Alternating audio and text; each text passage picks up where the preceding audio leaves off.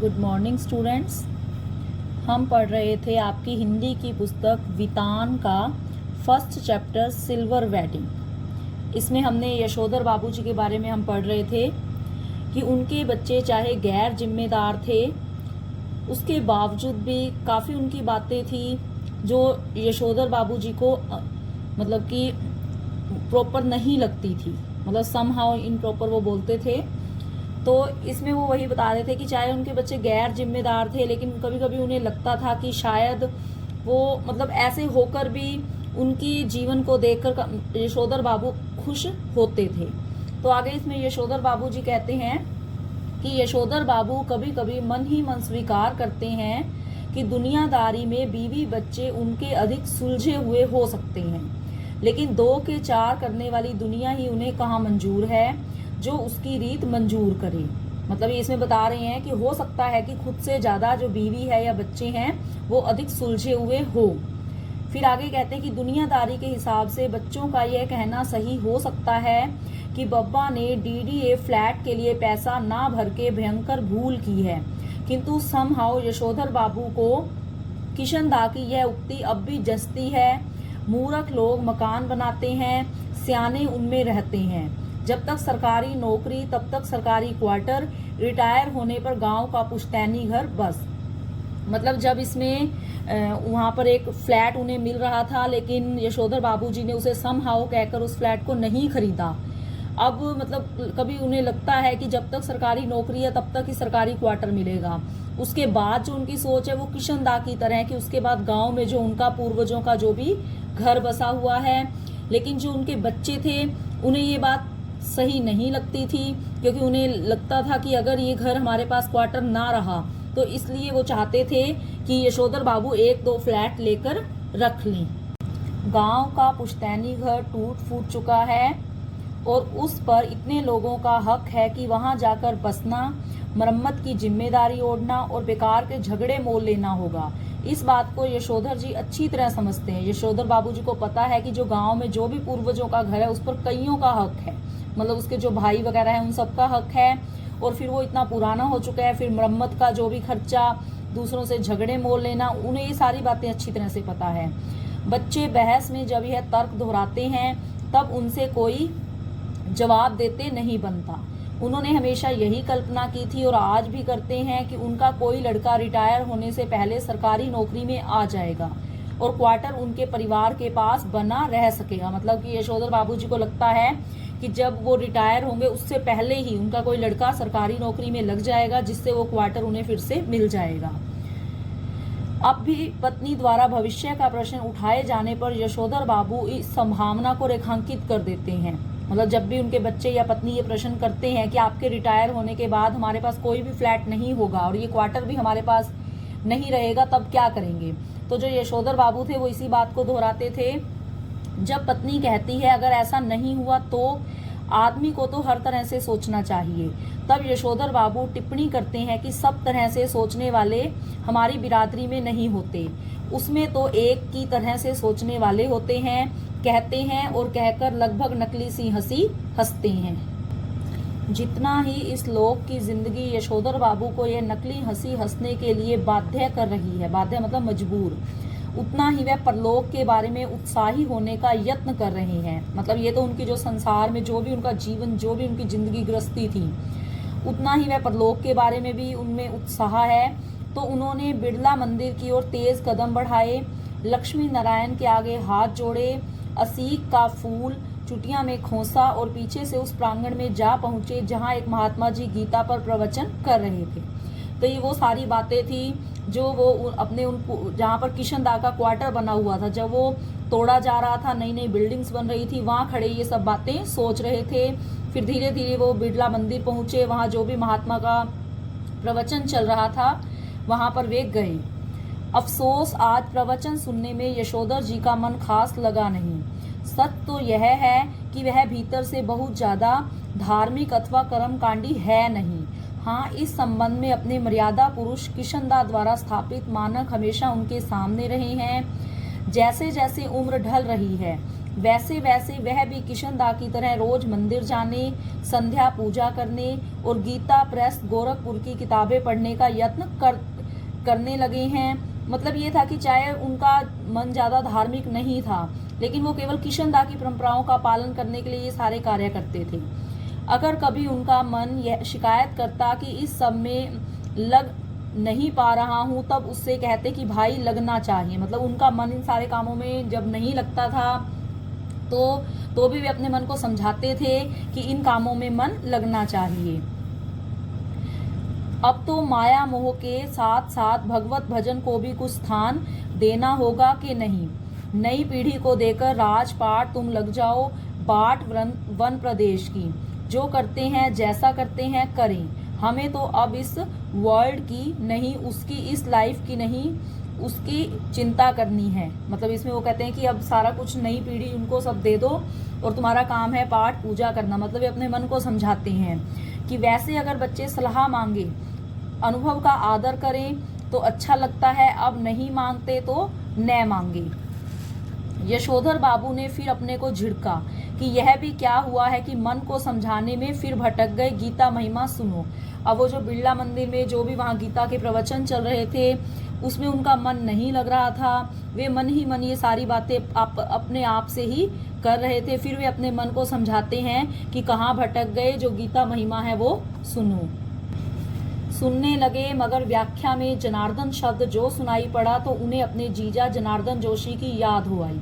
अब वही है कि वो सुनने की कोशिश करते लेकिन उनका मन नहीं लगता। अब जैसे गीता प्रवचन सुनते हुए एक शब्द सुनाई पड़ा जनार्दन, तो अब उन्हें अपने जीजा जनार्दन जोशी की याद हो आई। परसों ही कार्ड आया है कि उनकी तबीयत खराब है।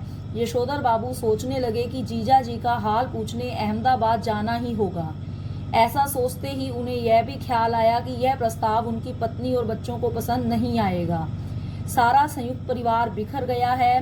पत्नी और बच्चों की धारणा है कि इस बिखरे परिवार के प्रति यशोधर जी का एक तरफा लगाव आर्थिक दृष्टि से सर्वथा मूर्खतापूर्ण है। मतलब अब उनके जो भी जीजा जी वगैरह है वो बीमार हैं, वो चाहते हैं कि वो उनका पता करने जाएं, लेकिन जो उनकी पत्नी है, बच्चे हैं, उनको ऐसा लगता है कि अब जो दूर की रिश्तेदारियां हैं मतलब इन्हें कौन निभाता है। तो इस तरह से उन्हें लगता है कि उसके जो पत्नी और बच्चे हैं वो कभी भी उन्हें मतलब जाने की एक तरह से के लिए नहीं कहेंगे। तो वो कहते हैं कि उनका एक तरफा लगाव मूर्खतापूर्ण है। यशोधर जी खुशी गम के हर मौके पर रिश्तेदारों के यहाँ जाना जरूरी समझते हैं। वह चाहते हैं कि बच्चे भी पारिवारिकता के प्रति उत्साही हों। बच्चे क्रुद्ध ही होते हैं, बच्चे मतलब गुस्सा, कि जो यशोधर जी हैं वो तो अपनी सारी रिश्तेदारी को निभा रहे हैं, वो चाहते हैं बच्चे भी निभाएं, लेकिन बच्चे गुस्सा ही होते हैं। अभी उस दिन हद हो गई।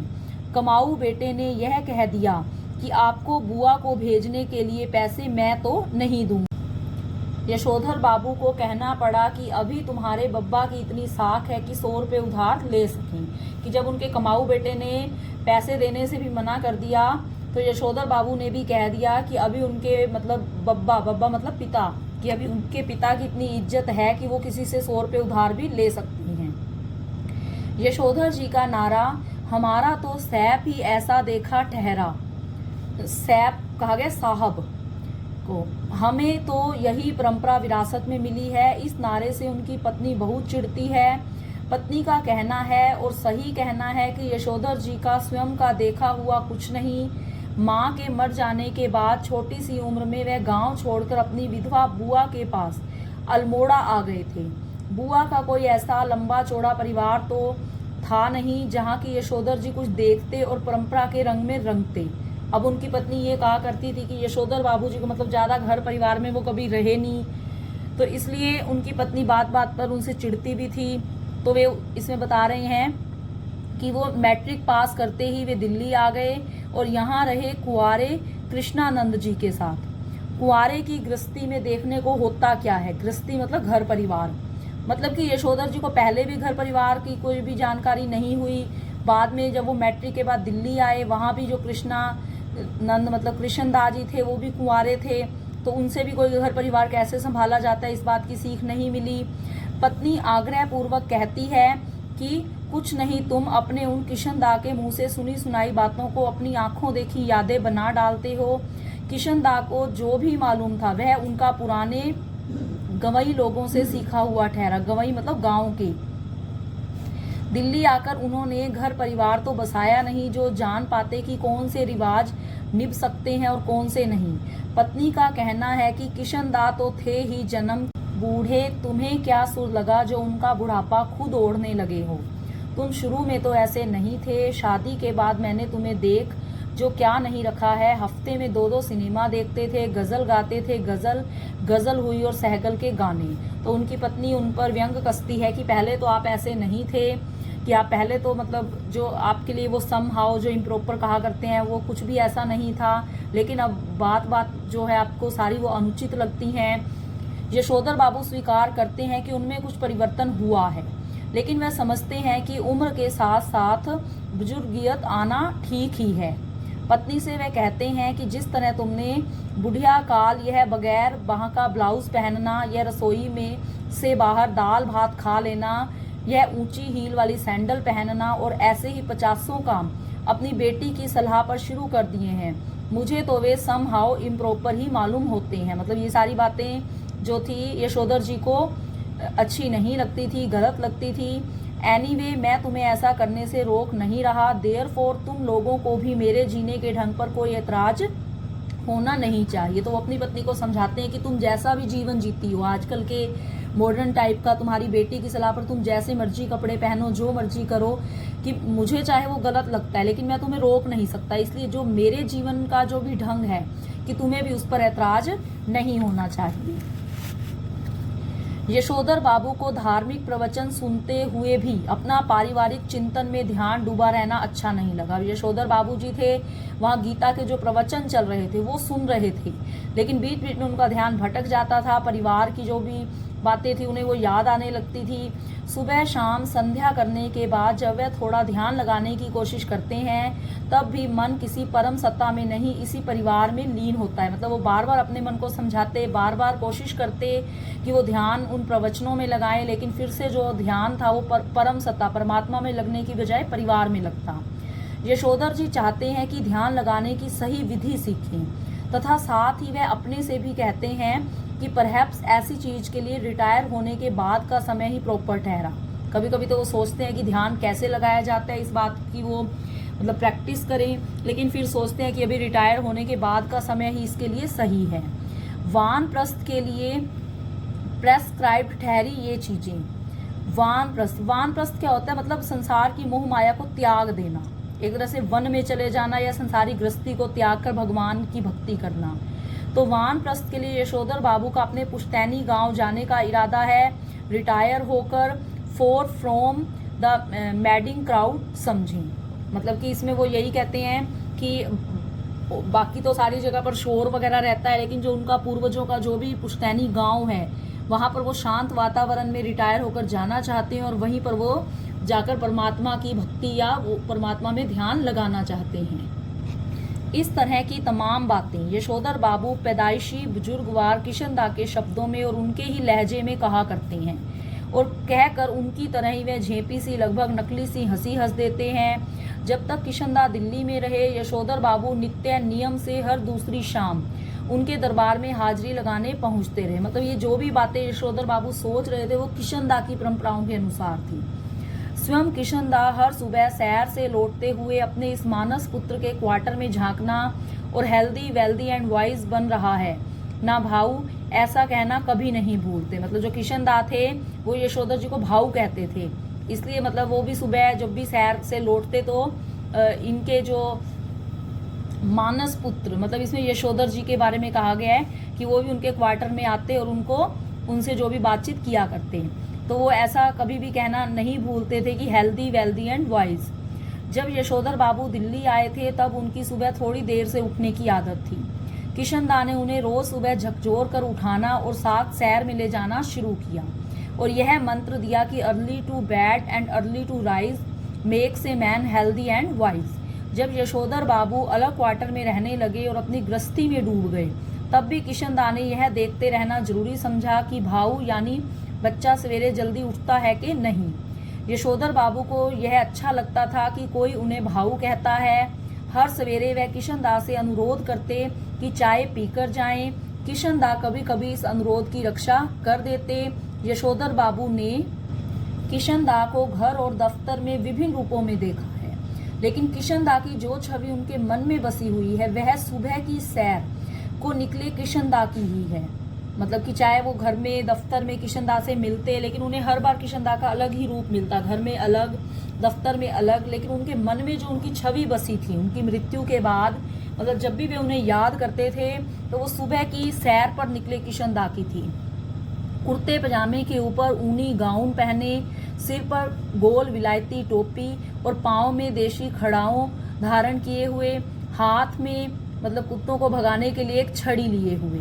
जब तक किशन दिल्ली में रहे तब तक यशोधर बाबू ने उनके पट शिष्य और उत्साही कार्यकर्ता की भूमिका पूरी निष्ठा से निभाई।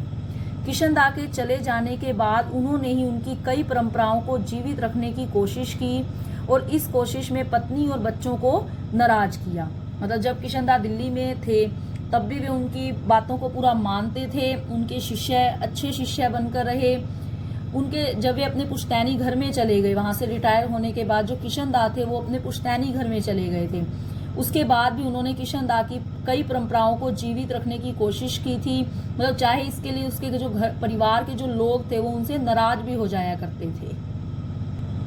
घर में होली गंवाना, जन्यों पुन्यों के दिन सब कुमाऊनियों को जनेऊ बदलने के लिए अपने घर आमंत्रित करना, रामलीला की तालीम के लिए क्वार्टर का एक कमरा दे देना, ये और ऐसे ही कई और काम यशोधर बाबू ने किशन से विरासत में लिए थे। मतलब जो भी किशन ये जैसे भी उनका त्योहारों को मनाने का या रामलीला के अवसर पर अपना क्वार्टर का एक कमरा उसके लिए दे देना, जैसे किशन किया करते थे यशोधर बाबू भी ऐसे ही करते थे। उनकी पत्नी और बच्चों को इन आयोजनों पर होने वाला खर्च और इन आयोजनों में होने वाला शोर दोनों ही सख्त नापसंद थे।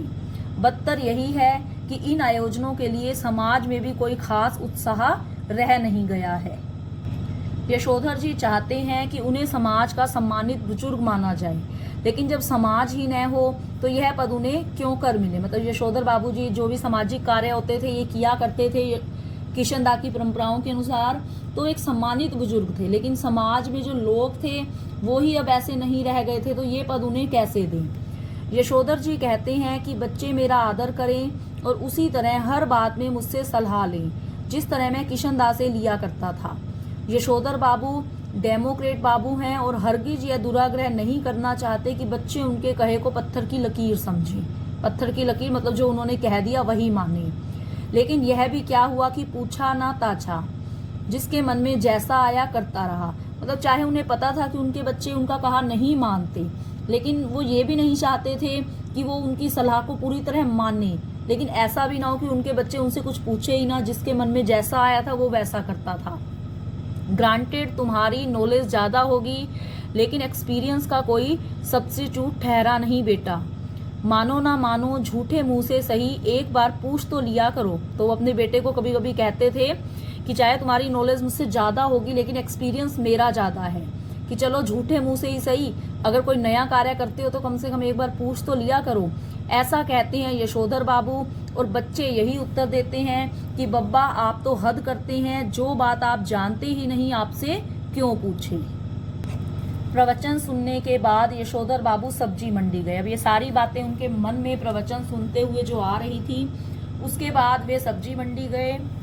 यशोधर बाबू को अच्छा लगता अगर उनके बेटे बड़े होने पर अपनी तरफ से यह प्रस्ताव करते कि दूध लाना, राशन लाना, CGHS डिस्पेंसरी से दवा लाना, सदर बाजार जाकर दालें लाना, पहाड़गंज से सब्जी लाना, डिपो से कोयला लाना, ये सब काम आप छोड़ दें, अब हम कर दिया करेंगे।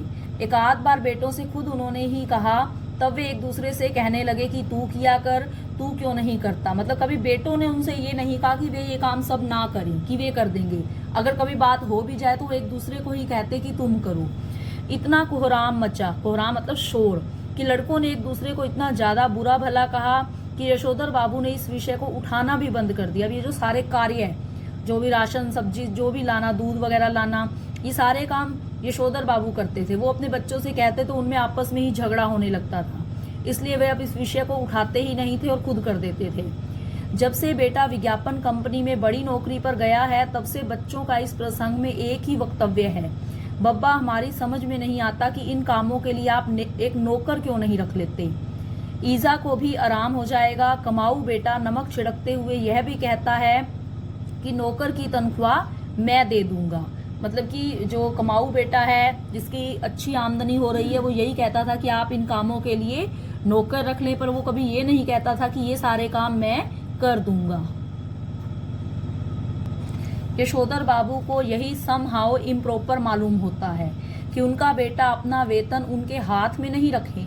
यह सही है कि वेतन स्वयं बेटे के अपने हाथ में नहीं आता, अकाउंट ट्रांसफर द्वारा बैंक में जाता है, लेकिन क्या बेटा बाप के साथ ज्वाइंट अकाउंट नहीं खोल सकता था? झूठे मुंह से ही सही एक बार ऐसा कहता तो इस पर बेटे का अपने वेतन को अपना समझते हुए बार बार कहना कि यह काम मैं अपने पैसे से करने को कह रहा हूँ, आपके से नहीं, जो आप नुक्ताचीनी करें। नुक्ताचीनी मतलब इंटरफेयर करें। इस क्रम में बेटे ने पिता का यह क्वार्टर तक अपना बना लिया है। अपना वेतन अपने ढंग से वह इस घर पर खर्च कर रहा है। कभी कारपेट बिछवा रहा है, कभी पर्दे लगवा रहा है, कभी सोफा आ रहा है, कभी डनलप वाला डबल बेड और सिंगार मेज, कभी टीवी, कभी फ्रिज। क्या हुआ यह? और ऐसा भी नहीं कहता कि लीजिए पिताजी मैं आपके लिए यह टीवी ले आया। कहता यही है कि मेरा टीवी है, समझे, इसे कोई ना छुआ करे। क्वार्टर ही उसका हो गया, यह अच्छी रही। अब इनका एक नौकर भी रखो घर में। इनका नौकर होगा तो इनके लिए ही होगा, हमारे लिए तो क्या होगा, ऐसा समझाते हैं यशोधर बाबू घर वाली को। काम सब अपने हाथ से ठीक ही होते हैं। नौकरों को सौंपा, कारोबार चौपट हुआ। कहते हैं यशोधर बाबू पत्नी सुनती है मगर नहीं सुनती, पर सुनकर अब चिढ़ती भी नहीं। तो यशोधर बाबू अपनी पत्नी को ये सारी बातें कहते हैं कि जो अब उनका कमाऊ बेटा है उसने तो अपने ही वेतन की वो बात करता है कि मैं अपने वेतन से वो कभी घर में कोई सामान ला रहा है, कभी कोई ला रहा है। उसने तो क्वार्टर भी अपना बना लिया और फिर कहता है कि इस काम के लिए नौकर रख लो। अगर नौकर वो अपने वेतन पर रखेगा तो वो नौकर उसका ही काम करेगा। तो इससे अच्छा है कि नौकरों को कोई काम ना दे और खुद ही कर ले। अब उनकी जो पत्नी है सुन भी रही है, नहीं भी सुन रही, पर सुनकर अब चिढ़ भी नहीं रही है।